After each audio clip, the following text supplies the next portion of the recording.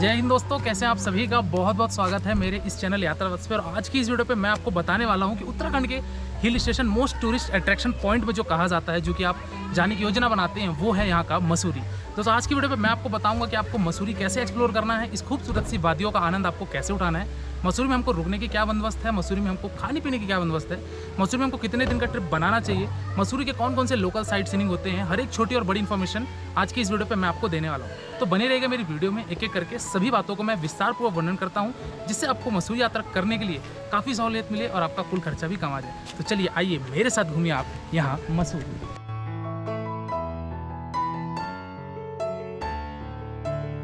चलिए बात करते हैं दोस्तों, सबसे पहली बात कि आपको मसूरी कैसे पहुंचना है। मसूरी पहुंचने के लिए आपके पास दोस्तों दो मेजर ऑप्शन है। पहले ऑप्शन की अगर मैं बात करूं वो है आपका बाई ट्रेन का। दोस्तों यदि आप ट्रेन से आना चाहते हैं तो जो नज़दीकी रेलवे स्टेशन है वो है आपका देहरादून रेलवे स्टेशन, और देहरादून रेलवे स्टेशन से मसूरी की जो दूरी है वो आपकी लगभग 35 किलोमीटर की पड़ जाती है, जो कि आप बाई टैक्सी के द्वारा या आप स्कूटी रेंट में लेकर या फिर आप बस के द्वारा, ये तीनों ही मार्ग से आप मसूरी पहुंच सकते हैं, जिसका समय लगभग 1.25 घंटे से 1.5 घंटे का लगेगा। तो पहला ऑप्शन था कि यदि आप ट्रेन से आना चाहते हैं तो ये ऑप्शन है। दूसरे ऑप्शन की अगर मैं बात करूं वो है आपका बाई फ्लाइट। तो दोस्तों फ्लाइट भी आपका देहरादून में ही जॉली ग्रांट इंटरनेशनल एयरपोर्ट है, तो वहां आकर आप जॉली ग्रांट से भी मसूरी पहुंच सकते हैं, जिसकी दूरी लगभग आपकी 50 किलोमीटर की पड़ जाएगी। तो ये दो ऑप्शन है दोस्तों आपके पास मसूरी पहुंचने का। चलिए दोस्तों बात करते हैं कि हम मसूरी पहुंच चुके हैं, अब हमको मसूरी में स्टे कहाँ लेना है, हमको होटल ऑप्शंस कैसे कैसे मिलेंगे। तो दोस्तों मसूरी का जो सबसे फेमस पॉइंट है वो है आपका मॉल रोड, जो कि आपका गांधी चौक के समीप है। तो गांधी चौक से दोस्तों ये रास्ता आपका जाता है मॉल रोड की तरफ। तो यहाँ पे आपको ढेर सारे होटल्स ऑप्शन देखने को मिल जाएंगे, लेकिन अगर आप मेन एरिया में लेंगे तो आपको होटल्स थोड़े से कॉस्टली मिलेंगे, यानी कि 3,000-3,500 के होटल मिलेंगे।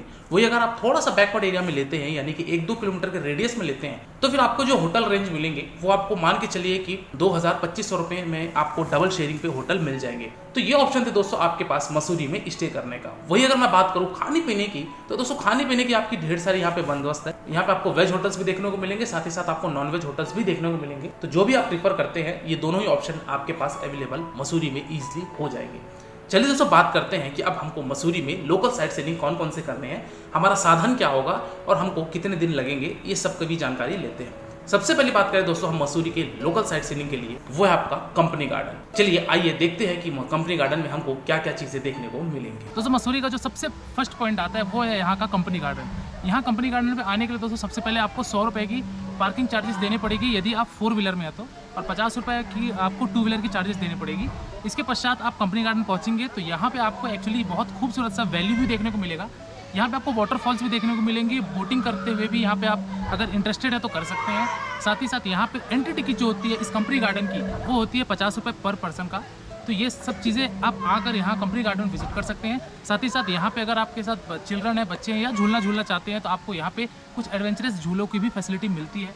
तो यहाँ पे आइए, आपको कम से कम आधे घंटे से 40 मिनट टाइम लगेंगे और इस कंपनी गार्डन को भी आप एक्सप्लोर कर सकते हैं। चलिए बढ़ते हैं हम दूसरे पॉइंट की तरफ, जो कि हमारा मसूरी का और second most tourist attraction point रहेगा। कंपनी गार्डन के पश्चात हम निकल पड़े अपने दूसरे पॉइंट के लिए, जो कि था आपका बुद्धिस्ट टेम्पल। बुद्धिस्ट टेम्पल जाने के लिए दोस्तों आपको मान के चलिए कि 15 मिनट का आपको चढ़ाई करके जाना पड़ेगा, जो कि काफी ज्यादा खड़ी चढ़ाई है। तो आप पहुंचेंगे फाइनली बुद्धिस्ट टेम्पल, जो कि काफी हाइट में बना हुआ है, और यहाँ से जो मसूरी का पूरा व्यू है, सिटी व्यू है, बहुत ही ज्यादा खूबसूरत है। तो यहाँ पे आप आकर कुछ समय जरूर एक्सप्लोर कीजिएगा, दर्शन कीजिएगा, क्योंकि यहाँ से पूरे मसूरी का जो दृश्य है वो बहुत ही ज़्यादा लाजवाब होता है। तो ये भी एक्सप्लोर करने के बाद आप बढ़ चलिए अपने अगले साइट सीइंग की तरफ, जो कि था आपका मसूरी लेक। दोस्तों मसूरी लेक आपका मॉल रोड से यानी कि गांधी चौक से 10 से 11 किलोमीटर की दूरी पर स्थित है। ये एक लेक है जहाँ पे बोटिंग भी होती है, तो यहाँ पे भी आप आइए, कुछ समय एक्सप्लोर कीजिए, और ये मसूरी लेक घूमने के बाद आप निकल जाइए अपने और फेमस साइट सीइंग की तरफ, जो कि है आपका केम्प्टी वाटरफॉल। दोस्तों केम्प्टी वाटरफॉल आपका मसूरी से लगभग 17 से 18 किलोमीटर की दूरी पे स्थित है। ये केम्प्टी फॉल दोस्तों आपको बरकोट वाले रोड पे मिलेगा, जहाँ पे हम यमुनोत्री यात्रा करने जाते हैं, तो उस वाले रूट पे ये आपको केम्प्टी फॉल देखने को मिलेगी। तो केम्प्टी फॉल जाइए। यहाँ पे दोस्तों आप जैसे ही पहुंचेंगे तो सबसे पहले आपको यहाँ पे 200 रुपए की आपको रोप वे की एंट्री टिकट कटानी पड़ेगी, यदि आप रोप वे से जाना चाहते हैं तो। अदरवाइज यहाँ पे आपको पैदल मार्ग के भी ऑप्शन मिलते हैं, तो आप पैदल से भी जा सकते हैं। पैदल मार्ग से अगर आप जाते हैं तो आप मान के चलिए आपको लगभग 30 मिनट का समय लगेगा, और आप पहुंच जाएंगे नीचे की तरफ आप केम्प्टी वाटरफॉल पे। केम्प्टी वाटरफॉल से दृश्य बहुत ही ज़्यादा शानदार लगता है। तो आप रोप वे के माध्यम से जाएंगे तो आपका 200 रुपये में आना और जाना होता है। लोग यहाँ स्नान भी करते हैं, तो आप केम्प्टी वाटरफॉल को भी देखिए और आप बढ़ चलिए अपने अगले स्पॉट की तरफ। लेक मिस्ट होने के पश्चात दोस्तों हमको चलना है एक और अगले नए साइट सीइंग पे, जो कि आपका लाल टिब्बा। लाल टिब्बा में दोस्तों हालांकि कुछ खास नहीं, लेकिन यहाँ से आपको दूरबीन के द्वारा माता सरकंडा जी का यहाँ पे आपको पहाड़ी देखने को मिलेगा, वहां से उनका टेम्पल देखने को मिलेगा। लेकिन यदि फॉग बहुत ज्यादा है तो आपको वहां पे कोई विजिबिलिटी नहीं आएगी। तो बेहतर ये है, फॉग अगर है तो आप इस वाले पॉइंट को लाल टिब्बा को स्किप कर सकते हैं। अदरवाइज अगर व्यू अच्छा है, फॉग नहीं है, तो फिर आप लाल टिब्बा भी विजिट कर सकते हैं। तो लाल टिब्बा भी आइए, यहाँ पे भी घूमिए। तो दोस्तों ये थे मसूरी की कुछ फेमस साइट सीइंग। इसके अलावा और भी कुछ साइट सीइंग है जो कि आपको मसूरी में घूमना है, जिसमें से पहला आता है आपका मॉल रोड। तो यदि आप शॉपिंग में इंटरेस्ट रखते हैं और अगर आप स्ट्रीट फूड ट्राई करना चाहते हैं, कुछ लोकल डिश ट्राई करना चाहते हैं, तो फिर आपके लिए मॉल रोड काफ़ी ज़्यादा उपयुक्त है, क्योंकि मॉल रोड में ही आपको ये सारी बंदोबस्त मिल जाएगी। शॉपिंग के भी ऑप्शन मिलेंगे, होटल्स के भी ऑप्शन मिलेंगे और साथ ही साथ आपके खाने पीने के भी ऑप्शंस मॉल रोड में मिल जाएंगे। इसी के साथ ही साथ दोस्तों अगर आपके पास समय है तो आप कैमल बैक रोड भी जा सकते हैं, जो कि आपका मसूरी मॉल रोड से 2 किलोमीटर की दूरी पर स्थित है। साथ ही साथ यहाँ पे आपको गन हिल रोपवे भी देखने को मिलेगा, वहां भी जा सकते हैं और ये छोटे मोटे पॉइंट्स को करके आप मसूरी का डे ट्रिप को एक्सप्लोर कर सकते हैं। चलिए दोस्तों बात करते हैं हम अगले पॉइंट की कि मसूरी हमको कब आना चाहिए और कितने दिन का हमको ट्रिप बनाना चाहिए। तो दोस्तों मसूरी हालांकि 1 नाइट 2 डेज सफिशिएंट है, बट मसूरी के साथ साथ आपको अभी 2 और पॉइंट करने हैं, जो कि अभी मैं आपको बताऊंगा। इससे पहले ये जानते हैं कि मसूरी आने का बेस्ट टाइम कौन सा होता है। तो दोस्तों मसूरी में होती है स्नोफॉल। तो यदि आप स्नो देखने के पर्पज से आ रहे हैं तो फिर आपके लिए बेस्ट टाइम जो है वो है दिसंबर, जनवरी और फरवरी का, क्योंकि इस समय पे आपको मसूरी में भी आपको स्नो मिलेगी, धनौल्टी में भी स्नो मिलेगी और आपको माता सरकंडा जी के टेम्पल पे भी आपको स्नो देखने को मिलेगा। तो दोस्तों यदि स्नो के पर्पज से आ रहे हैं तो ये वाला टाइम पीरियड पे आइए। अदरवाइज आप चाहें तो समर में भी आ सकते हैं और आप मानसून में भी आ सकते हैं, क्योंकि मानसून में मसूरी का व्यू बहुत ही ज्यादा शानदार हो जाता है और समर में यहाँ पे टेम्परेचर काफी ज्यादा मेंटेन होता है। तो दोस्तों ये था हमारा बेस्ट टाइम टू विजिट कि हमको मसूरी कब आना चाहिए। चलिए अगली बात करते हैं दोस्तों कि हमको मसूरी में कितने दिन की ट्रिप बनाना चाहिए। तो दोस्तों मसूरी आपका 1 नाइट 2 डेज के लिए हालांकि सफिशिएंट है, लेकिन यदि आप धनौल्टी भी घूमना चाहते हैं और यदि आप सरकंडा माता का मंदिर दर्शन भी करना चाहते हैं तो फिर आपको 2 नाइट 3 डेज की मसूरी यात्रा बनानी पड़ेगी और आप मसूरी, धनौल्टी सभी को अच्छे तरीके से एक्सप्लोर कर लेंगे। चलिए आइए बात करते हैं कि धनौल्टी में क्या क्या चीजें हमको देखने को मिलेंगी। अगर आपके पास मसूरी के बाद 1 दिन का और समय है तो आप धनौल्टी को भी एक्सप्लोर कर सकते हैं, यानी कि 1 दिन आप स्टे बना लीजिए मसूरी में और आप डे ट्रिप कर सकते हैं धनौल्टी की भी, क्योंकि धनौल्टी में भी हमारे कुछ पॉइंट्स हैं जिसको आप एक्सप्लोर करके आप आगे प्रस्थान कर सकते हैं अपने देहरादून के लिए या फिर चाहे आप ऋषिकेश के लिए।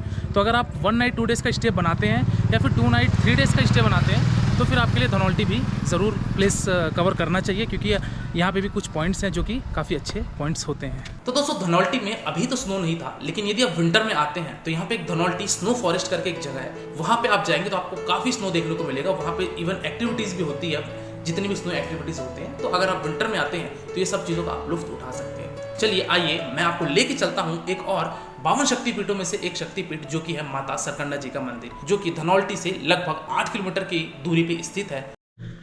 दोस्तों यदि आपका ट्रिप मसूरी का या फिर धनौल्टी का होता है तो उसके बाद एक और आप स्थान को कवर कर सकते हैं, जो कि है हमारे पीछे यहाँ पे माता सरकंडा जी का मंदिर। ये दोस्तों आपका 8800 फीट पर बना हुआ है। ये मंदिर दोस्तों हालांकि जो 52 शक्तिपीठ हुआ करते थे वो शक्तिपीठ में से एक शक्तिपीठ है, जहाँ पे सती माता जी का यहाँ पे सर गिरा हुआ था, जो कि ये सरकंडा माता जी का मंदिर है। आप देख सकते हैं बहुत ही खूबसूरत सा मंदिर है। तो यहाँ भी आप समय निकाल के आ सकते हैं, जो कि आपका धनौल्टी से लगभग ये 10 से 12 किलोमीटर की दूरी पे स्थित है। अगर आप मसूरी होते हुए आते हैं तो ये पॉइंट भी आप कवर कर सकते हैं अगर कुछ समय आपके पास बचा हुए हैं तो। यहाँ दर्शन कीजिए। यहाँ का आने का जो प्रोसीजर है दोस्तों ये है कि नीचे आपकी पार्किंग स्टैंड है। पार्किंग से दोस्तों आपको पहले रोप वे से आना पड़ेगा। यहाँ पे रोप वे की जो टिकट है दोस्तों वो आपकी 205 रुपये पर पर्सन पड़ती है। तो आप 205 रुपये आने जाने का फेयर होता है जिसमें रोप वे का। तो आप यहाँ टिकट कटाकर माता जी के दर्शन कीजिए और निकल पड़िए आप अपने अगले स्थान के लिए। तो दोस्तों ये रहा मसूरी धनौल्टी के सारे साइट सीइंग कि हमको कौन कौन से पॉइंट कवर करने हैं। चलिए बात करते हैं कि इन सब यात्रा को करने के लिए हमारा साधन क्या होगा। तो दोस्तों यदि आप चीपेस्ट ट्रिप बनाना चाहते हैं तो आपका सबसे बेस्ट ऑप्शन रहेगा स्कूटी हायर कर लीजिए, जो कि आपको देहरादून ISBT के पास से ढेर सारे वहाँ पे ट्रैवल एजेंट मिलेंगे।